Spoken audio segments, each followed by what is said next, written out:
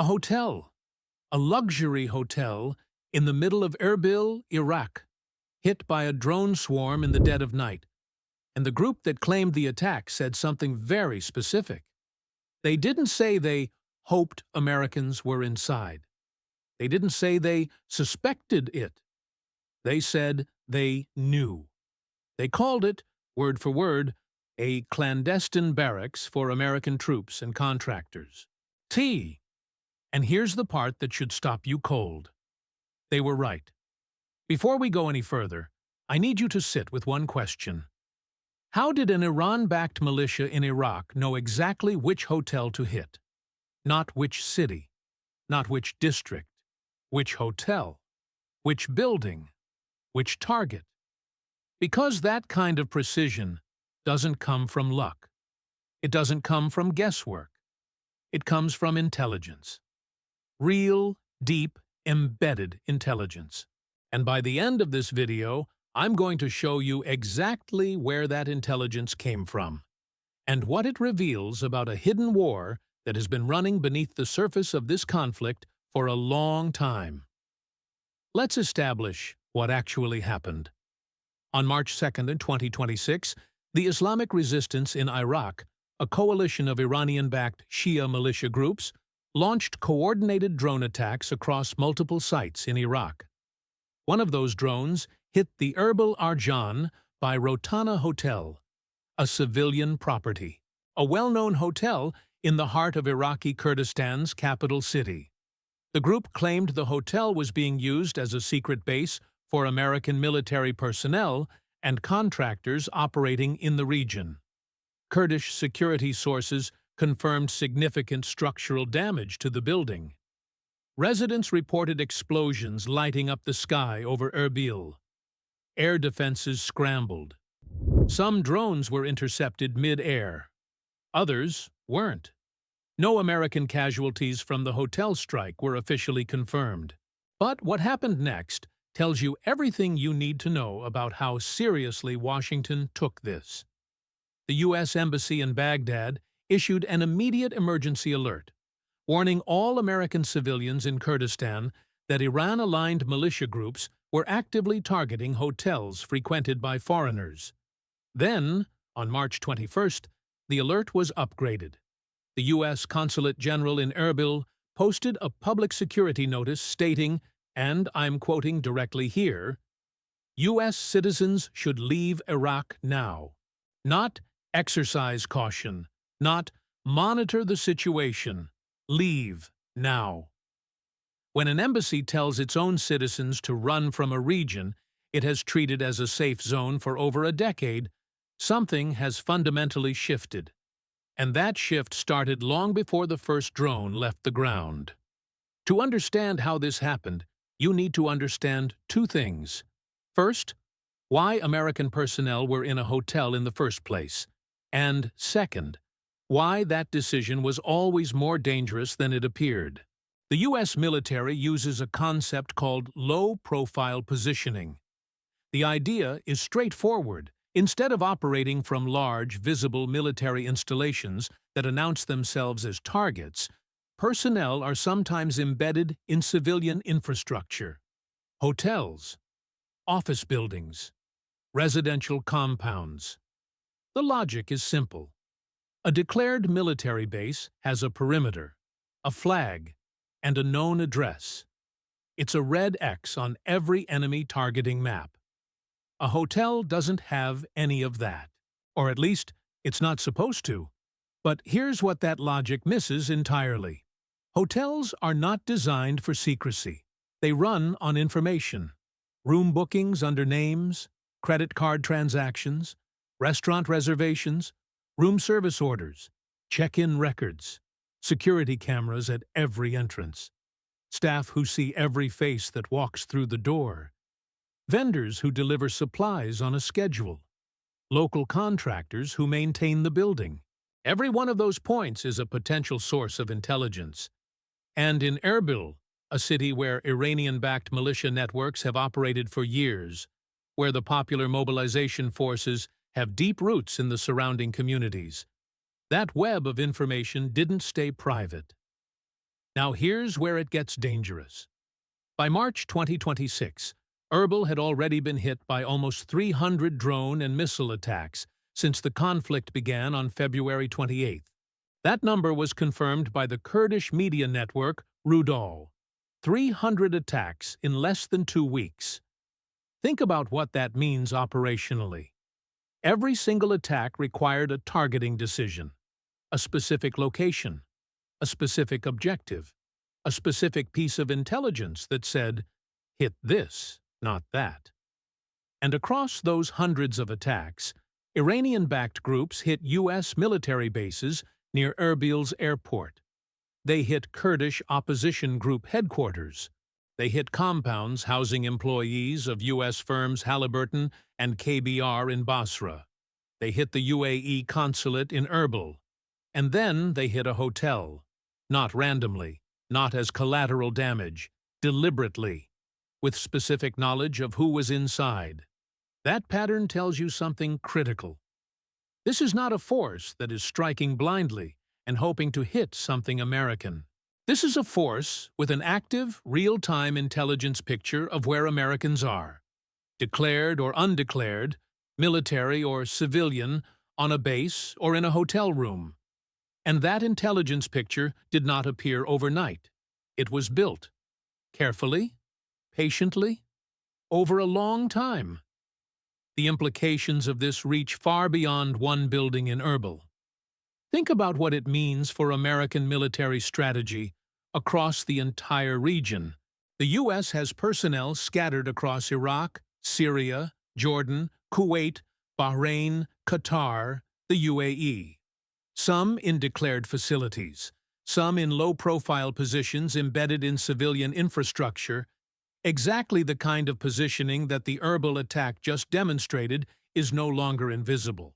If Iranian intelligence can locate and target undeclared American positions in Iraqi Kurdistan, a region the U.S. has treated as one of its most stable footholds in the Middle East, then the assumption that underlies that entire strategy is broken. There is no safe position if the enemy knows every position, and the diplomatic consequences are just as severe. The Kurdistan regional government has spent years carefully balancing its relationships. Washington on one side, Baghdad on the other, Tehran always watching from a distance. That balance depended on Kurdistan being perceived as relatively insulated from the wider regional conflict. That perception is now gone. By March 2026, Kurdish leaders were publicly stating that they were being dragged into a war that had nothing to do with them.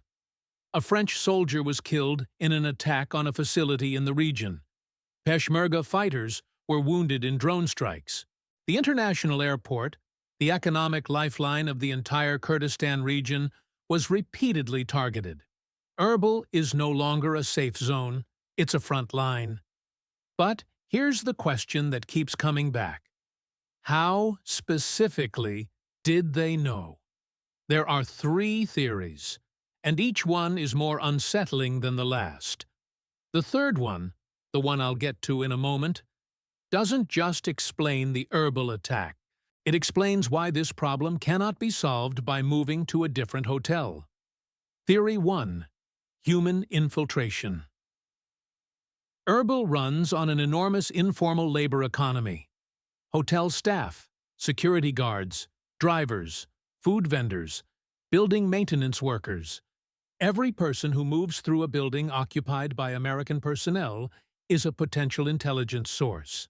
Iranian-backed militia groups have spent years embedding themselves in Iraqi civil society, not just as armed fighters, but as employers, community leaders, and information brokers. The popular mobilization forces alone employ hundreds of thousands of people across Iraq, including in Kurdistan. Compromising one hotel employee, one person with access to booking records or shift schedules, could provide everything needed to confirm that a specific building housed military personnel on a specific timeline. Theory 2. Electronic surveillance. The U.S. Department of Homeland Security has formally documented Iran's cyber capabilities as among the most sophisticated state-level threats in the world. Iran's cyber warfare units specialize in signals intelligence, monitoring network traffic, intercepting communications, tracking device locations. American personnel in a hotel use phones, laptops, encrypted messaging apps. But even encrypted communications generate metadata, patterns of traffic that can indicate a concentration of users, a density of activity inconsistent with ordinary hotel guests, GPS signals, cell tower pings, app activity at unusual hours. All of it creates a fingerprint. And if that fingerprint was being analyzed in real time by Iranian cyber units, locating American personnel in a civilian building becomes a pattern recognition problem, not a human intelligence problem. Theory 3. The one nobody in Washington wants to say out loud. The Iraqi government and the militias that attacked the Erbil Hotel coexist within the same institutional structure. The Popular Mobilization Forces, the umbrella organization that includes Kataib Hezbollah, Harakat al-Nujaba, and the groups behind the Erbil attack were formally integrated into Iraq's state security apparatus in 2016. They receive salaries from the Iraqi state budget. They operate under nominal Iraqi government authority, and they report, in practice, to Tehran.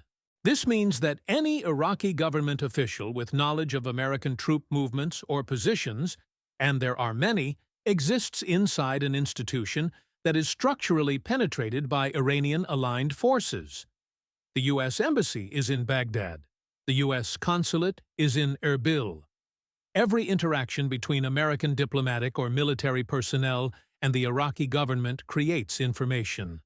And that information moves through a system that Iran has not just influenced, it has helped architect. The line between Iraqi government ally and Iranian proxy is not blurred. In many places, it does not exist. So, where does this go from here? The U.S. has already begun adapting. Personnel movements are being restricted. Protocols are changing.